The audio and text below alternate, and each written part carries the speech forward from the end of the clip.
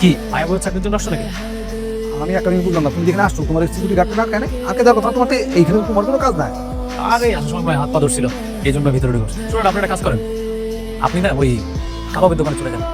এখানে ওই কাজের বউয়ের কাজ করার থেকে কাবাবের দোকানে গিয়ে কাবাব বিক্রি করবেন, এটাই বেটার। আমি না এখানে কোনো কাজ করতে আসি। তাহলে বোধহয় সাহায্য দিতে চাচ্ছ, তাহলে একজন সরাসরি মালিকের পাত্রে আমার আব্বা তোমার সত্যি কিছু টাকা দেবে, আমার আব্বা চিকিৎসা করতে পারছে এটার জন্য। এখান থেকে বের হয়ে যান, এটা গরিব ফকিনীদের জন্য জায়গাই না। একদম যান, বেরোন। আমি এখান থেকে কোথাও যাব।